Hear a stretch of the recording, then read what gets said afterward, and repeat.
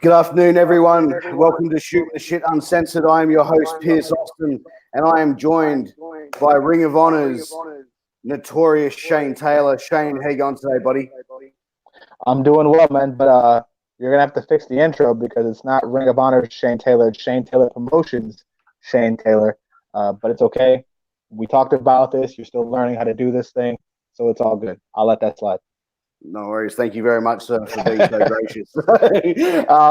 Shane, look, man, we're just talking in the back, and your story from where you come from, it really sort of hit home for me, and it really sort of, I was really intrigued by it. You grew up in the Cleveland area in a pretty rough neighborhood, and you had family members that were, pretty heavy on the streets, right? And you were heading down that path yourself, and you had a family member, your father, pull you up and talk to you about it. And what can you tell us about that conversation and that lifestyle that you were heading down and the change that you made? I mean, for those that don't know that lifestyle or haven't experienced it or don't know what it's about, living a street lifestyle is a double-edged sword. While on one hand, society tells you and all the media and people make it seem like it's this glamorous thing, and you're going to get all this money and girls and all this fame, none of that is really true. And real gangsters that I know try to be as low-key as possible because it's a very dangerous thing. You live a life full of danger and paranoia. And there is no 401k plan for gangsters. There is no retirement. You know what I mean? Like, you are paid for life. And the end result, more than likely, is either somebody kills you or you go to jail. You know what I mean? Because the way you get your things is going to be the way you lose it. And for me, and for a lot of people who weren't as fortunate enough to have people guiding them like I did, people are a product of the things that they know, and they're a product of the options that they believe they have, right? So when people ask, well, why didn't you just get out the streets, or why didn't you just do this? A lot of people don't feel like they can. A lot of people don't feel like that it's in the cards for them to do so. Their parents did this or their grandparents did this, and so that's all they know. And for me, I was blessed enough to have people around me that saw talent in me, that believed in me, that loved me enough to say, hey, we don't want you doing what we did and making the same mistakes that we made. My father challenged me when we sat down and talked. He said, my dream is for you to be a better man than I was. If this is what you want to do, I will show you how to be the best at it, but understand the consequences of the choices that you're making, because the world's not going to feel sorry for you if something happens. He's like, or you could choose to do better. You could choose to be the first one in our family to go to college. You can set the example for your brothers, and you can do the things that I know that you are capable of doing. And my dad is my hero. He's Superman in me. So for him to say those things to me, let me know what path that I needed to go down. And so I very much was the first member of my family to go to college, to graduate, be able to help put my brothers through school, and now I get to travel the world chasing my dream and provide a lifestyle for my kids that I could only dream about growing up. Yeah, no, that's great. Is your father still with us? Yes, he is. My mother is not. She died the day before my 13th birthday from breast cancer, but my dad is still here, and calls me at least once a week to just tell me how proud he is of me. And to be able to get to do the things that I've been, gracious enough to be able to do in my career, be in Madison Square Garden, be featured in Sports Illustrated, all these things, for him to see his son do those things makes him extremely proud. And, one of the cool things for me is that for the longest part of my life, I was known as his son, especially growing up in Cleveland. But now the tables have sort of turned, and now people see him and go, oh, you're Shane's dad. You see what I'm saying? So that flip is really cool, and it's awesome for me to see just how proud he is, when those things happen. Yeah, no, that's amazing, and it's an amazing thing that your father, who was in that lifestyle, wanted something better for you, and you've gone and been the first member of your family to go to college, and graduate, and then follow your dream in becoming a professional wrestler. And I believe you were trained by a gentleman by the name of J Rock, and another guy, Raymond Rowe. I believe he trained with you or helped you in your early on starting to training. Can you talk about when you first started training to get into wrestling, how that was like? Taking that first bump. Was it a love, or was it a like, oh, I've got to get used to this? Mm. Um, for me, coming from amateur wrestling and football, like I didn't mind the physicality. And so I don't have any of those stories where it was the first bump, like, oh my God, this is so crazy. Like to me, it was just more physicality. It was just more things that I was used to. And there's different challenges like learning the technique and things like that. But um, and I'm pretty sure that they'll tell you I picked up on a lot of things very, very quickly, especially coming from that amateur background like Ray, very similar to, chain wrestling in amateur wrestling, so things weren't really, I was never really out of my comfort zone in any way. Um, and Raymond Rowe for sure helped train me, helped guide me to where I'm at. He's one of the biggest reasons that I am at where I'm at in my career because of the love and loyalty and lessons that he's taught me. He's like my big brother, and I tell him that every time I see him. He's the reason I was in Ring of Honor. He's the reason that I'm still doing this. So I can't thank them enough. And the only thing that I can do right now in my career is to keep, improving and keep showing the world exactly why I'm one of the very best, to honor his time and commitment in me, and be able to showcase that on a national and international stage. Yeah, no, absolutely. I actually was going back and doing a bit of research into when you were starting out in Ring of Honor, and even before that in doing the independent. So you debuted in 2007. And then you pretty much became a very fast rising star. So very developed a name on the Indies, and then getting signed with Ring of Honor 7 years later after you've debuted. How did you find the whole working on the independent process and getting bookings and building a reputation and building a name for yourself? Was that something that you found, was it difficult, or was it something that obviously you building a relationship with wrestlers as well? How did that work for you? It has its challenges, especially when you get a person that is competitive like I am, coming from a amateur sports background. Professional wrestling doesn't work the same way.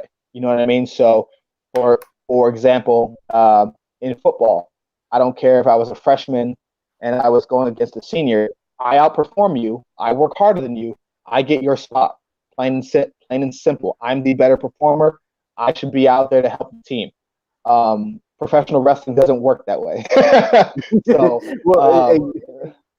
yeah. So for me, that was probably the biggest adjustment, is learning how to do the business of pro wrestling and not letting everything be so personal and be so emotional. Because I am a person that it is very easy for me to get a chip on my shoulder, but I also perform best when I have a chip on my shoulder. So I kind of look for those things now, to motivate me. But you have to use those things in the proper way and use them as a tool, not as a crutch. You know what I mean? So earlier in my career, it took me a while to get that. And I still struggle with it from time to time. But, I embrace the grind of what pro wrestling is. And that's what I was taught by Ray and my father and J Rock. So learning the trade, going to all these different independents, putting the matches in, putting the time in, hitting the roads, doing the miles, doing the travel, all of that, to me, I love it, because that's just me putting my nose to the grindstone. That's what you're supposed to do. I feel like the art of the grind and the love for the grind is lost in today's society. People are so quick to want instant gratification on just about everything, that they lose sight of what you learn when you do have that grind. They lose sight of the lessons that you learn on the journey, as opposed to just wanting to get to the destination. And so now I've gotten to the stages that I've been on, I appreciate things so much more because I know the road that it took for me to get there. And why I work so hard to make sure that when I'm on those stages, I outperform everyone, because I want the world to know exactly who it is I am and what I'm all about. Yeah, because you're in it for the long haul, you know, and that's the main thing. You said the instant gratification. People want things straight away, but you know, obviously, if you want something and you want to be in something for the long haul, like you have planning with being in the professional wrestling business, you know, that's the way that you have to be successful. You have to be patient, but you also have to work at improving to get better. Mm-hmm. Absolutely. And you know, one of the things that was crazy is I was in Ring of Honor for a couple of years already and had bounced around and, you know, hadn't really done much, and, you know, was beginning to doubt, you know, well, why did they sign me if you know, if I wasn't going to get the chance to do things that I wanted to do. And all of that sort of changed a couple of years ago in October, when I had my match with Jeff Cobb in Philly. And ever since then, it was kind of the perfect storm of situations. Like, I have that match was an absolute banger. I had a point to prove when I got to the venue that day, and I had told Jeff as much, that I really wanted to open a lot of eyes and shut a lot of mouths. He agreed, and we, you know, had the match that we had.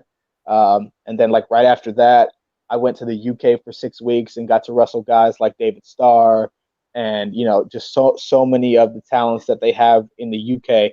And so while the UK buzz was happening, the Jeff Cobb match hit TV. So then that buzz on top of that, you know, came into that rolled right over into the end of the year and contract time, which is always a good time to be on a roll when you're in contract time. And so once we did that, that led, you know, to my first ever singles match on pay-per-view. Now, this is already 3 years or so after I've been with the company.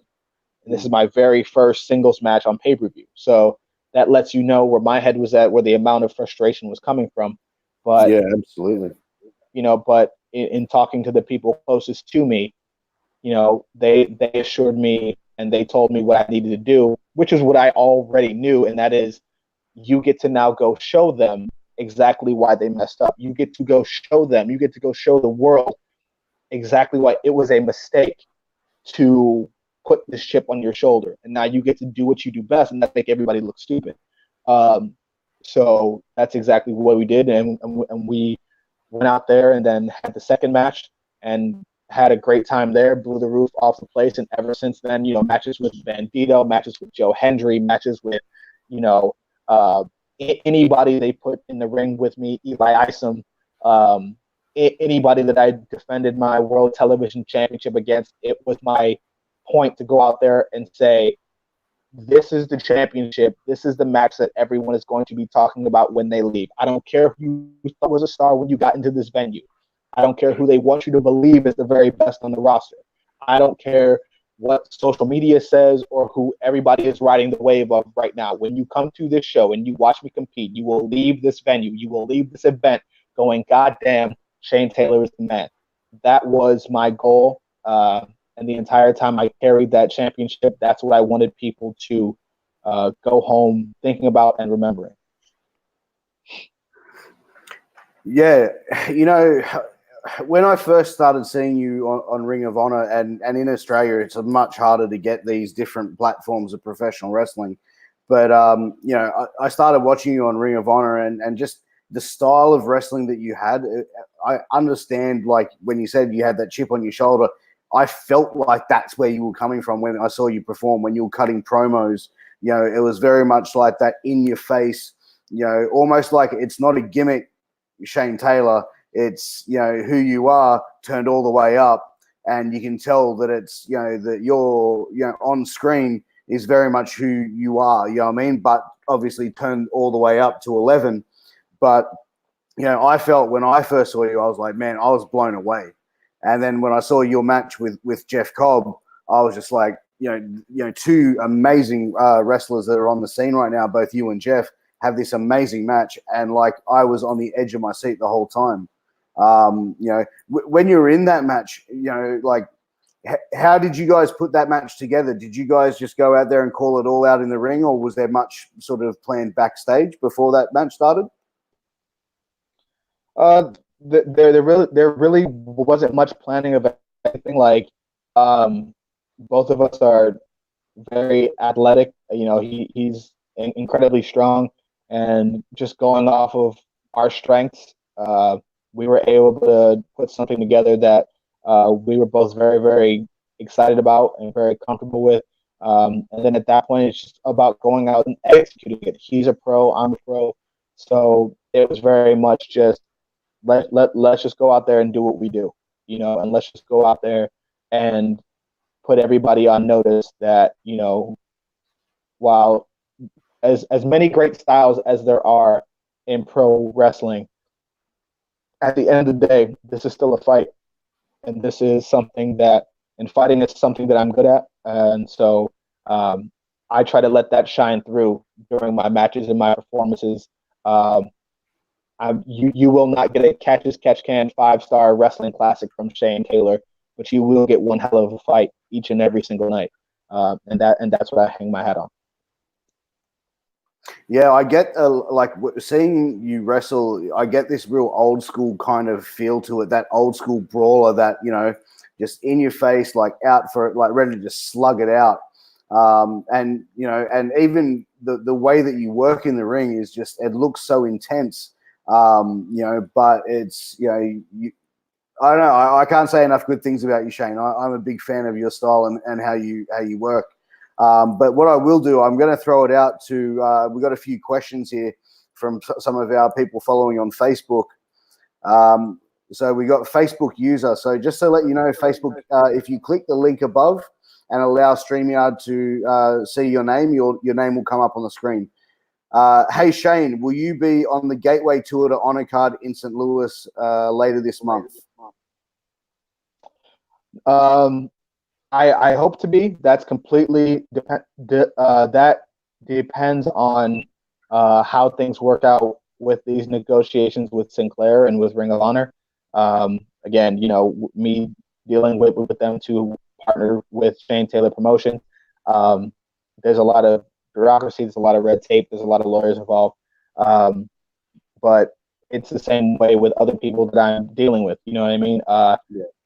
My goal is not just to be another employee in this sport. My goal is to change the paradigm. My goal is to, and especially for me, being an African American male and an African American entertainer, to end so many of the stereotypes and misinformation and blocks that they have put in front of us. That to me, I feel are outdated. And I feel like in order to inspire that change and in order to make those necessary adjustments, someone's got to lead the charge. Someone's got to be the example for other people to follow.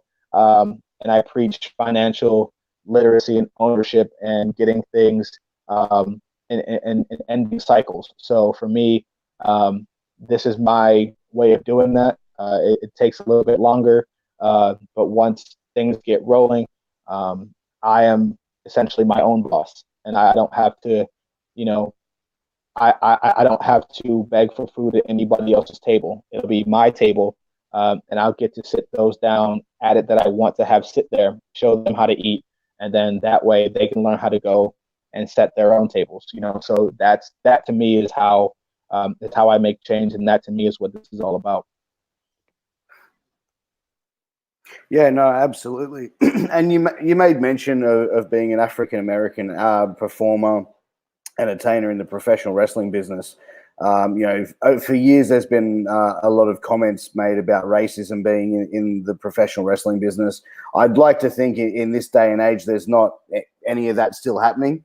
Since you've been in there in the professional wrestling, and I'm not going to ask you to name any names or anything like that, but Have you seen any racism, or is racism now out of professional wrestling, do you think? Oh, racism is still very rampant in professional wrestling, and it's sad, and we've seen recent examples of it, and it's frustrating and it's disheartening, and especially when you look at a lot of the causes, and they're just causes of people wanting to end certain things in pro wrestling. I'm all for that. If we're going to clean up the sport, fantastic, but we need to clean up everything. We can't leave other stuff off the table because it's convenient to not talk about it, or it's or it's a subject that people don't want to address. If we're going to end any of the phobias, if we're going to end any of the misconducts, if we're going to end any of that stuff, we have to end racism as well. We either end everything or it all means nothing. You can't pick and choose the wrong things that you want to fix and let other wrong things fly. That's just not how this works. It's disappointing to see peers and people that I look up to try to dismiss these things or act like they don't matter or act like it's bullshit or act like or act like the things that people like myself face are somehow less important than what other people face. And to me, that's very sad to see. But like I said, and I've said it on social media, we live in a culture now where you don't have to wonder how people feel because they will show you. And when they show you, it is now your job as a consumer to make a choice. Either you will continue to support that, or you will support others who are for you and are, working to make sure that they have inclusive locker rooms, inclusive marketing teams,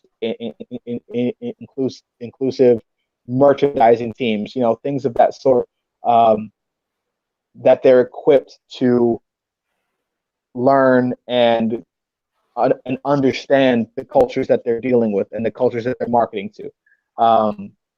Because if someone is just going to be okay with taking your money, but still doing the same outdated things, that tells you a lot about them. So for me, it's about making those changes and being one that's not afraid to lead by example, and sort of step out, take all of the grunt that comes with that, if that's what's necessary.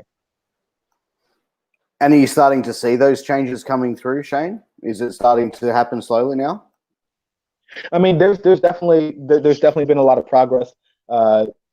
You see so many people, having great opportunity. Guys like Kofi Kingston, guys like myself, guys like Keith Lee, Isaiah Swerve Scott, Leo Rush, guys that are, helping to take this movement and go forward with it. But there's still a lot of work to be done, especially when you look at the characters that a lot of people have to portray. We can do more than sing and dance. We can do more than be thugs. We can be more than pimps and gangsters, and we can run we can have depth of character and be beloved by people for overcoming the odds, just like our counterparts, just like anybody else. We can do things and be things that people aren't used to seeing us be, and that's what helped drive me to make Shane Taylor Promotions in the first place, was to be able to give people a platform to be able to be different and help other people understand that being different is okay. You don't have to just sit in the box that society has had for you, the box that professional wrestling has had for you, or professional wrestling fans have had for you, because that's what's comfortable. You get to be whatever it is you want to be, whatever it is you think you can be. And to me, that is what's most important. Yeah, no, and you're 100% right with that. And it comes down to the honesty, and obviously the people that are genuine that you're going to come in contact with. That they're being genuine with you when they're speaking with you. One of our Facebook users has thrown a question out. Sorry guys if you covered this already, but Shane, do you have a favorite opponent that you go up against in the ring, or someone you've had gone up against? Do you have someone that is your favorite opponent? Yeah. Ray Rowe is my favorite opponent because he brings something out of me that a lot of people can't bring out. And I don't know what it is about him. Maybe it's just the chemistry we have, the history that we have, the fact that our lives are so similar, and we both know what to expect from each other. But he brings out the very best in me, and I believe I bring the very best out in him. And there are other guys that have gotten me to that point too. Guys like Jay Briscoe, guys like Jeff Cobb.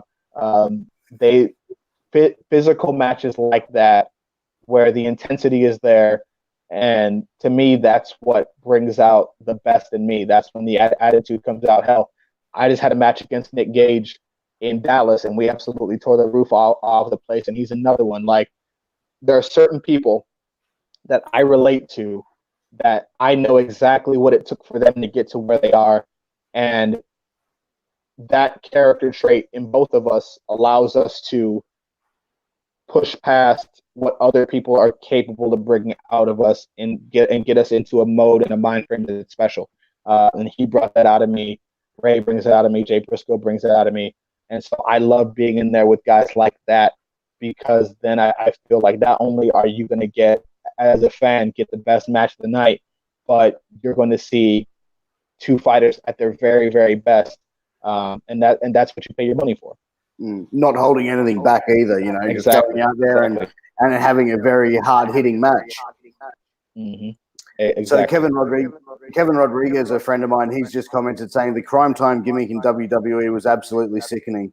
Yeah, I'd agree. You know, I'd agree, but you know, and this is the thing about that. And this is the thing about that. I will never knock what somebody has done to feed their family. I'm all for doing whatever it is you feel you have to do in order to take care of your family. And there's nothing there's nothing wrong with doing it. I've met both of those guys, and they're incredible people. They're incredible men. I just want to be able to show the world that we can be more. You know what I mean? Like, you're going to have that aspect be a part of our culture. That's fine, but there's more to the culture than that. There's more to us than that. And that's just all I'm trying to show, is not anybody for what they've done or what they've had to do, but to just make the point that we can be more. This is not all we can do, you know? And shouts out to those guys for, you know, taking what they had to do and making the most of it and building incredible lives off of it. I wish them nothing but success in everything they do in the future. And, you know, my job is to be able to continue to show that, to take the platform that they had, and to be able to show that we can do more and be more. Yeah, absolutely. And, you know, like, and that's the thing, Shane, I kind of understand where you're coming from. You know, like me being from Australia, I've got a lot of American friends in the wrestling community, in the wrestling memorabilia and belt collecting community. And they think Australian, and some of them actually, it's thoughts that going at first Australian, going, oh, do you actually have kangaroos as pets and something like, you know, and something like that, where it's no, we're exactly the same as Americans, just we talk a little bit differently. So, you know, Exactly. I can understand that, you know. So right, everybody thinks like dingoes ate your babies, and you're like, fam, that's not what happens. Like there's more. Yeah. There's more to this. There's more to this than you know, Crocodile Dundee and all this other stuff that you think everybody is like. That's just not reality. Yeah, and that's the thing. The only thing I can say is, like, you know, the reality of Australians are we're probably loudmouth, smartasses who fucking swear a lot. So, you know, just to let you know, Shane, this show is uncensored, so we do slip up and say a couple of naughty words here and there. So feel free to if you like. So. Hey, I'm all for that energy. I'm all for it. That's awesome, man. So we're just going to another Facebook user comment. So like I said, guys, if you click the link above, we'll be able to see your name, and your name will be able to come on the screen. So Shane, do you have any close personal or professional connections with anyone in AEW or WWE that could help open a door to seeing you with one of those companies in the near future? That's a very good question, and yes, those those people are there and those relationships are there. And if that's an option that I wanted to go, I could very well do that. Um, One of the things that I like so much about the position that I'm in now is I can pretty much write my own ticket. Um, and that's what you want is to be able for your hard work to put you in a position that you can choose what you want to do, where you want to go, and who you want to be.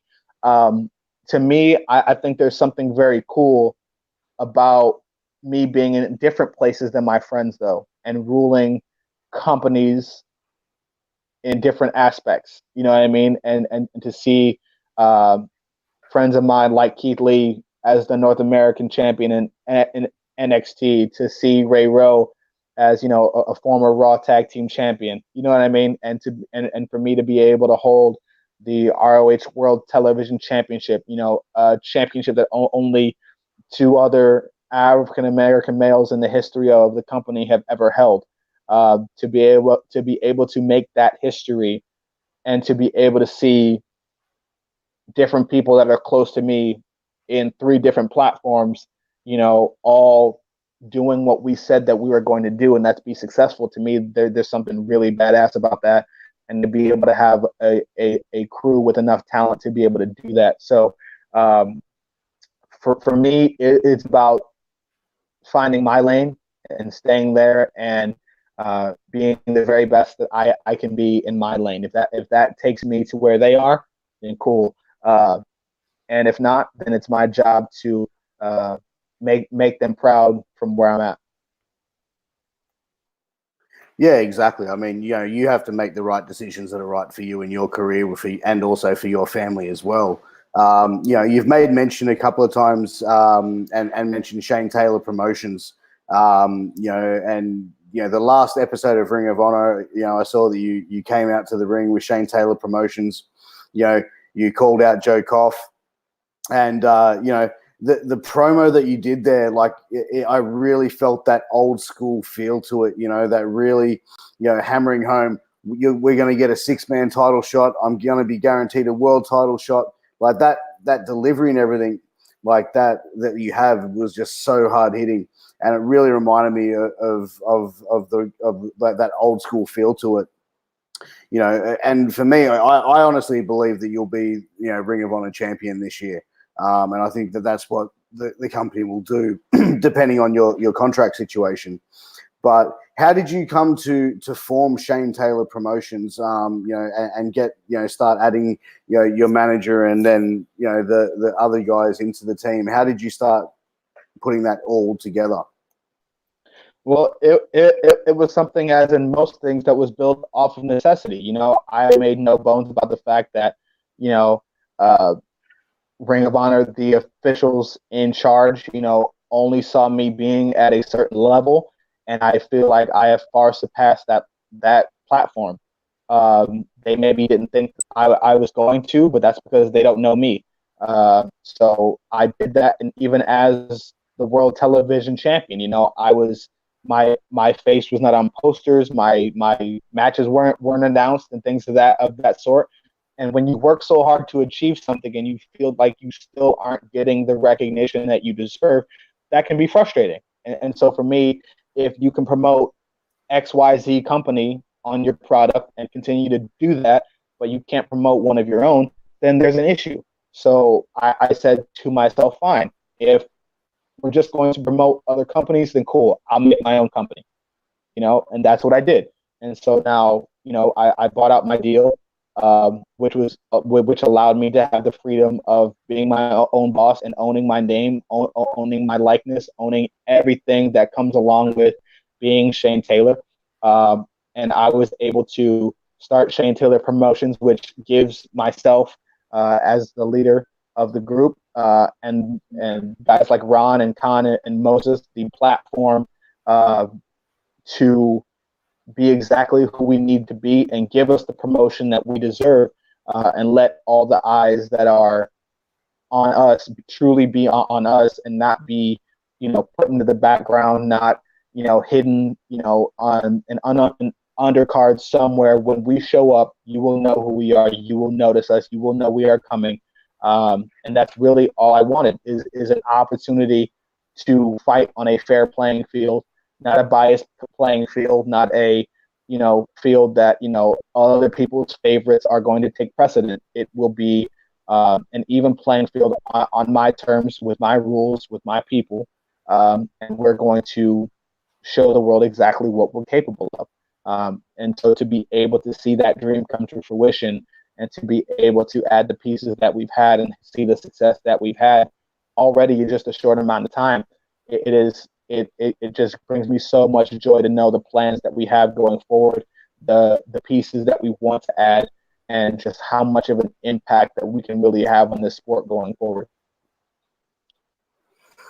Yeah, and that's the thing. Like I mentioned before about your promos, and also with Shane Taylor Promotions. Now, when you're speaking, and you're doing your promos, they have that shoot feel to it almost.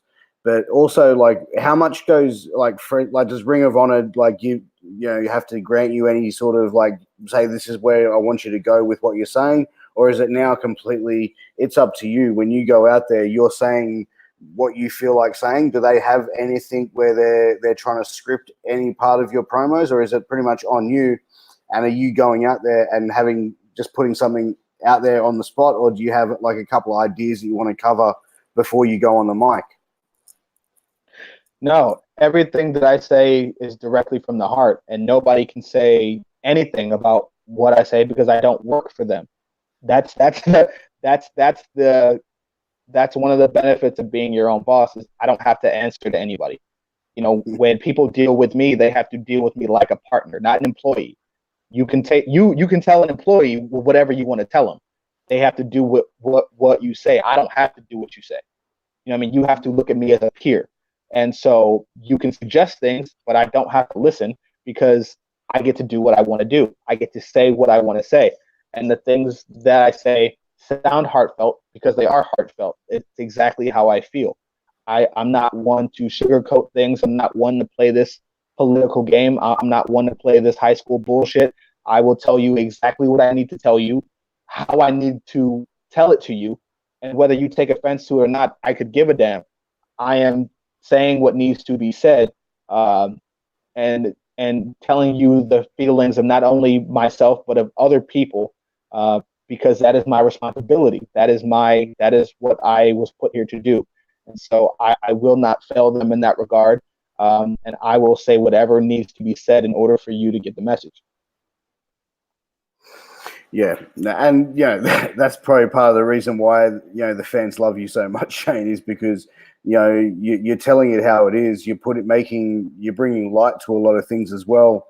And you mentioned not being advertised on posters. When you were the world television champion, and as a champion in any promotion, that makes you a top guy.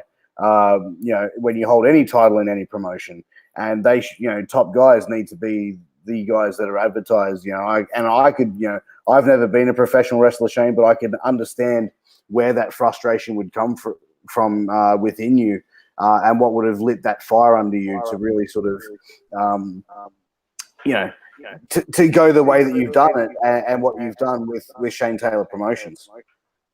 And that was kind of the whole point. And for me, like I said, the worst thing that you can do for me is put a chip on my shoulder, because now I have something to prove, and now I have goals, which is to make a lot of people look stupid. That's why for me it was so important to go out there every night as world television champion and absolutely tear it up with anybody they put me in the ring with. Any single person, I wanted to go out there and dominate that event. I wanted to show it didn't matter if you put me in there with stars. Didn't matter if you put me in there with trainees. It didn't matter if you put me in the ring with international stars, guys that were about to be stars, or any combination in between. There is a Shane Taylor factor when it comes to people's matches, and more than likely, when people see it, they go, "That's the best match I ever saw so and so in." And the common denominator, when a lot of people hear that, they were in the ring with me, and so. And that's not to sound braggadocious. That's not to sound like a dickhead in anyway, those are simple facts. And the people that were in the ring with me will tell you that they've had either their best match or their most fun match or something like that to the effect when they were in the ring with Shane Taylor. And I take a lot of pride in that.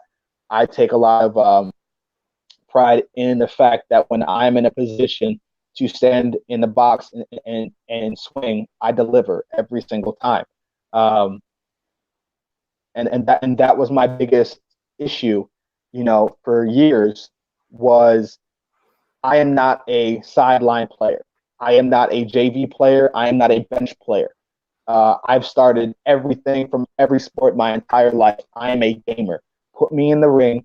Put me on the field. Put me in the box. Let me play. Because I can't score for you if I'm not in the game. And you can't tell me, oh, well, we don't think you can score if you don't give me the opportunity to. That's what pisses me off. But because I know when I'm in, I deliver.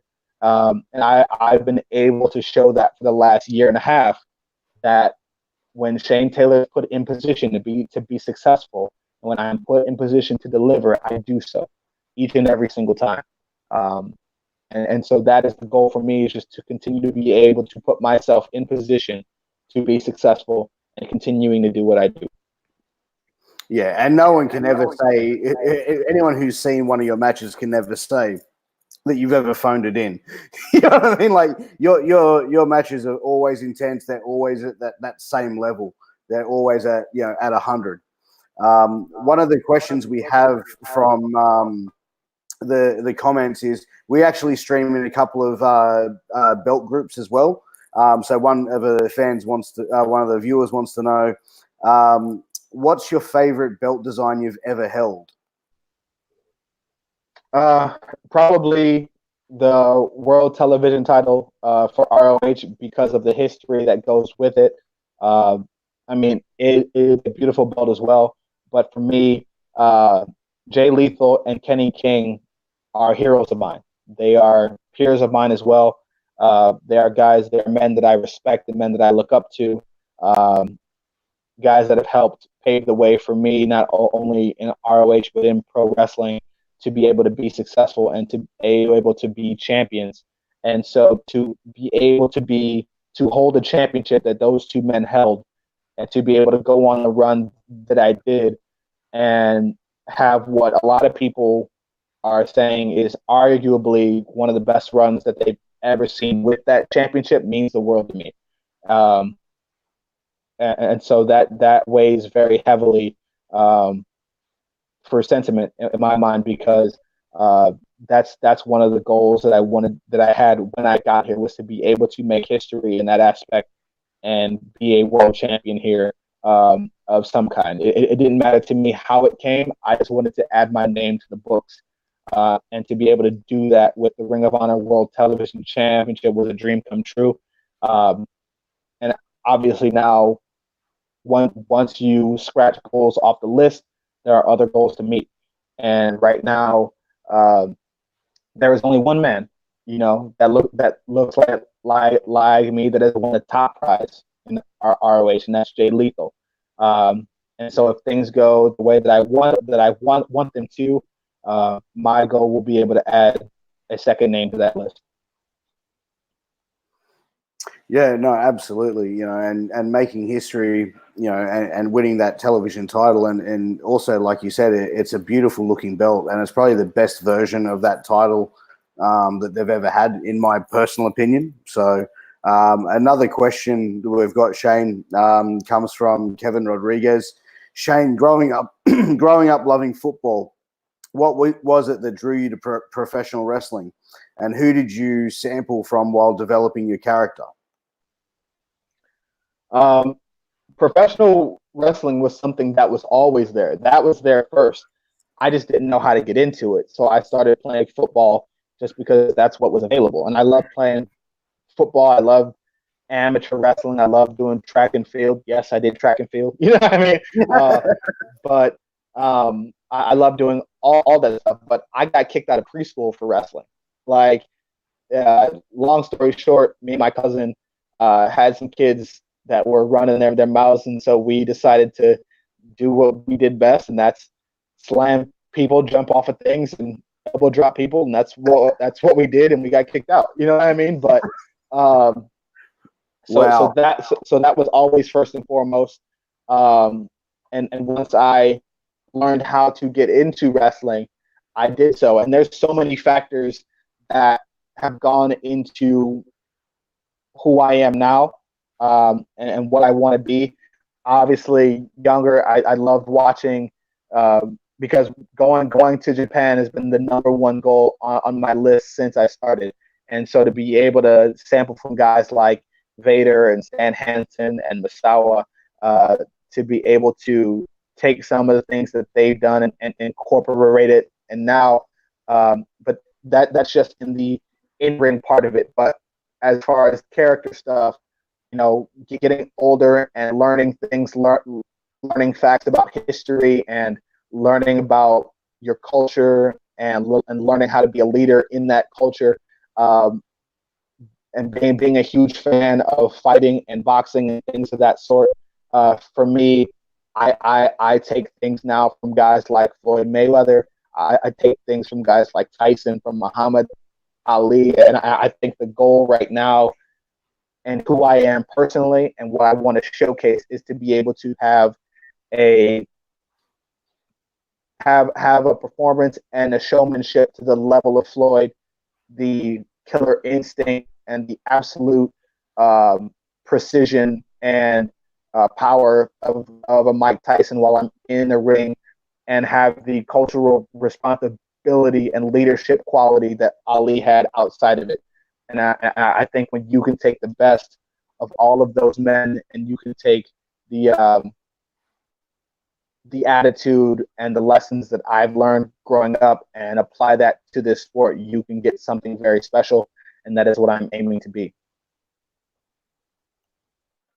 Yeah, no, I think you're actually already there, Shane. I think you already are pretty special, and it's definitely seen in your ring work and also in your promo work as well. Where you mentioned going to Japan, and going over there, and who are some of the top talents in Japan, or actually, let's open up. Who are some of the top talents in the world that you've never worked with, that you would love to work with? That's a very, very good question, because there's a lot, Let's say top five. Top five? Okay. And if we're just talking from a place like New Japan, anywhere in the world. Anywhere in the world? Okay, well, then we could probably go down the list of a couple of places then. If I will do 3 from New Japan and then 2 from WWE. I think number 1 on that list is probably Suzuki. Even though we got a chance to do a 6-man tag, to me, a one-on-one match with Suzuki is one that I would be all up for. When you talk about guys that bring out the intensity in you, I think he's probably number 1 on that list. And so to stand there and throw hands with him would be fantastic. Tomohiro Ishii would be another one. The guy is known for putting on classics after classic of hard-hitting matches. And I think a match between him and myself would be right up that alley. I saw him have 2 absolute bangers with Keith Lee in the UK. And I would love the opportunity to stand there and throw hands with him and be able to talk shit to Keith and be like, hey, my match is better than yours. You know what I mean? But just to mess with him. But that would be one. Then you got, I've had matches with Evo. I've had matches with Goto. Both of those men are incredible. I think the other guy from there that I would really love to test myself against would be Okada. When you think about the 2 styles that we have, his style is very much based on technique and finesse and the ability to endure punishment and come back from that and have, a gas tank like none other. And for me, I would love to see how that stacks up against someone who can physically punish him the way that I can, because you can only take so many hits. You know what I mean? Eventually they add up, and eventually you drop. So I would love to test that again against him and see just how good he is and just how good I am. And then you get guys like Kenny Omega. I would love to be in the ring with him for the same reasons that I would love to be in the ring with Okada. When you face people who say that they're the best or who people think are the best, you go, oh, okay, show me. You know what I mean? I give nobody any credit on their reputation until they prove it to me. That's how I've been my entire life, because when you compete, if you don't go at them 100% like you know you're better than them, then you're not going to give them your best. And that would be a disservice to myself. That'd be a disservice to them. It'd be a disservice to the fans. So I have to go in there with no respect. I have to go in there truly believing I'm the baddest sumbitch in that ring, and see if they can prove me wrong. And then of course, you have guys. I would love to have a match with Ricochet. I would love to have a match with Isaiah Scott. I would love to have a match with Cedric Alexander, with Ray Rowe on that platform. There's so many people that I think I could go out there and have an absolute, barn burner with. Yeah, so there's just so many talented people, and to be able to say, and to have the faith that I could go out there and hang with all of them is incredible. And I'd be looking forward to any of those opportunities if they were to come my way.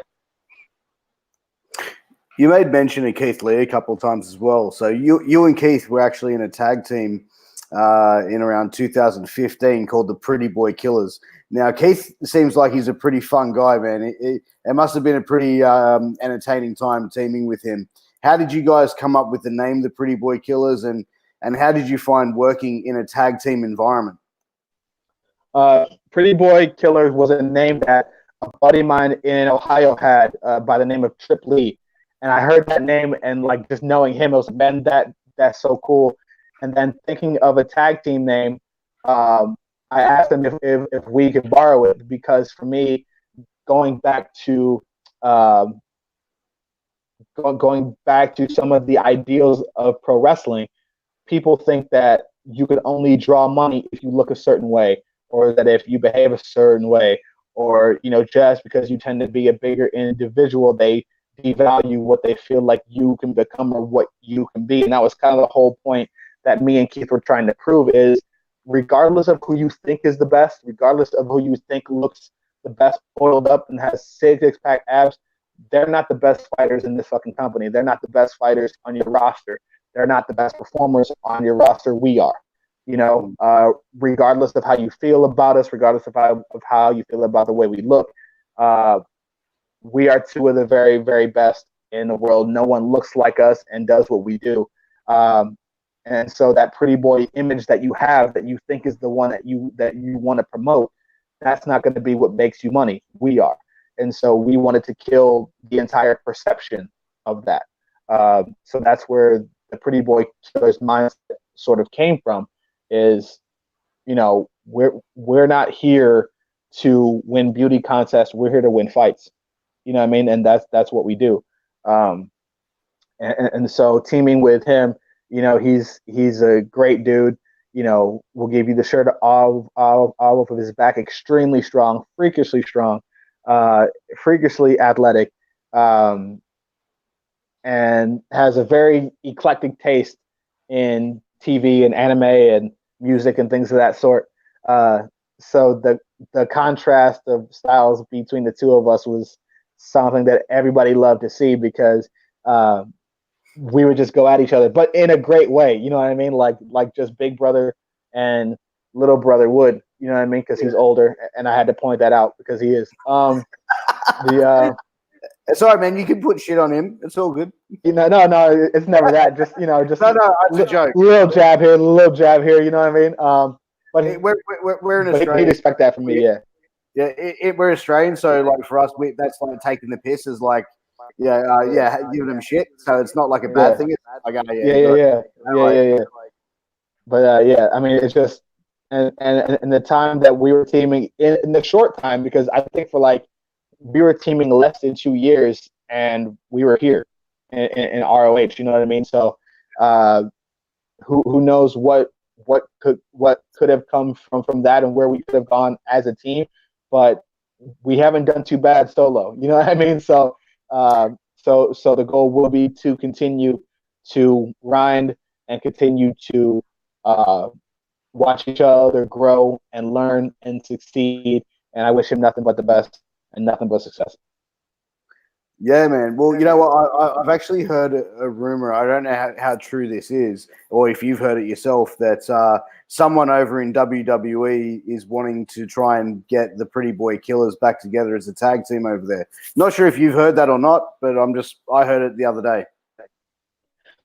I haven't heard that, which is weird because you'd think I'd be the first call if that was the thing. But exactly.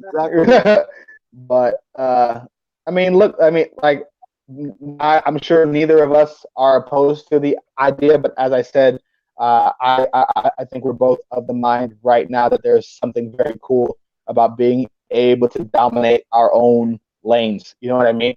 And right now, I'm sure he is 100% focused, as he should be, on defending his North American championship and establishing his legacy with that championship, like I was trying to establish mine with the world television title. So I want him to have 100% focus on that and elevate that championship to as great a heights as he can get it to, because this is his moment and this is his time, for everybody to take note of just how special he is.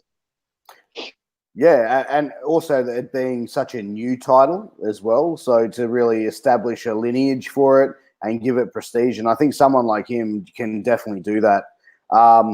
So Kevin Rodriguez has thrown out another one. Shane versus MJF would be money, and I would have to agree. That would be a fucking dope match, and I would love to see you beat the piss out of that boy, but yeah, look, I think you and MJF could also have a great match, and like we said before, Shane, we could go over probably 100 different like athletes out there that you would have an amazing match with. Yeah, and I suppose it's just bucket list really now for you. I mean, you know, you made mention of being, you know, the Ring of Honor television champion, you know, and you carry that belt with such honor and distinction, and you carried it as a champion. You know, I believe, you know, like I said, and I'll state it again, you are going to be the next ROH champion. That's my opinion. That's my view. But, you know, wherever it is that you plan to go, Shane, you know, obviously you've definitely got an amazing talent that's going to take you a long way with that. So, and thank you very much for that. And yeah, you know, if things work, the way that I want them to, then that's obviously the goal, you know, and since I did request, you know, a world championship of my choosing, who knows, like, I would love to add my name to the few people who won the world television championship twice. That's an extremely short list. And again, an even shorter list is, you know, the people who have won the ROH world championship, especially being people of color. So, to me, I'm about making history and putting my name in the books and making people respect the legacy that I'm trying to clear out. So all of those are options, you know, as well as, you know, going somewhere else. You know, there's only been one AEW world champion. You know what I mean? So exactly. to be able to make history on that front would be incredible. There's only been one guy like myself to win the IWGP Heavyweight Championship. That was Bob Sapp. You know what I mean? So I'd be able to make history on two fronts there. You know, there's a lot of history to be made in this sport, and I want to put myself in position to be the one to make it. Yeah, absolutely, and it's definitely going to happen. It's definitely going to happen for you, Shane. And look, we want to try and start winding this up, Shane. So I've got a couple more questions, but I just want to go to one of our comments. We got another question. This one's from Andrew. Hi, Shane. Is there any wrestler from the past that you would have liked to have wrestled against when they were in their prime, and why?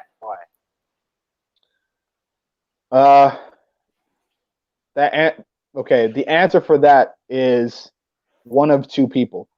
Either The Undertaker at WrestleMania, because I'm a huge fan of atmosphere and moments, and I don't think they come any bigger than that. To be able to stand there, hear that entrance, hear that bell toll, and know exactly who you're about to get into the ring with. One of the most respected, one of the very best big men ever to be in this sport, one of the very best performers to ever be in the sport.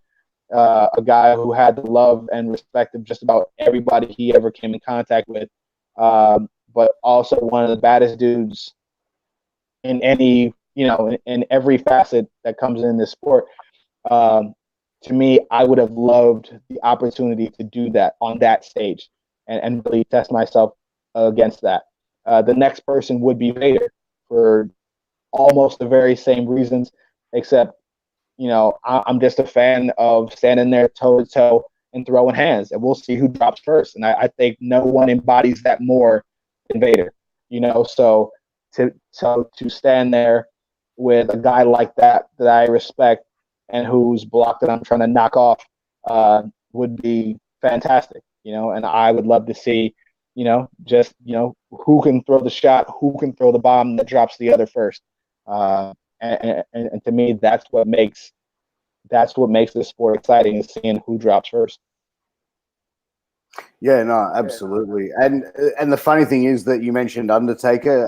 Andrew is a massive, and I mean massive, Undertaker fan. Or I call him the Undertaker Mark, but he loves the Undertaker. So you would have just popped him big time for that comment. Man, he's one of my favorites. To be so big, so agile, so intimidating, have such presence. I mean, that he is the model that other people try to follow, and for good reason. Because he set the bar so high. And again, I want to be in there with the very best on their very best day when they are at 100%. You know what I mean? I don't want any excuses. I don't want people going, oh, well, my shoulder was hurt. No, I want you at your very best, no questions asked. So then when I whip your ass, you have no excuse as to why you lost. I fought you on your best, and I was better than you. And so to be able to put myself in those spots is something that I love. That gives me a rush, and that's what brings that fire out of me. Yeah. No, absolutely. And, and Undertaker's been cool for like nearly 3 decades. So that's got to count for something as well. So, Shane, look, sorry, Shane, before we head off here, is there, where can people find you? Where can they support you? Where can they find you on social media?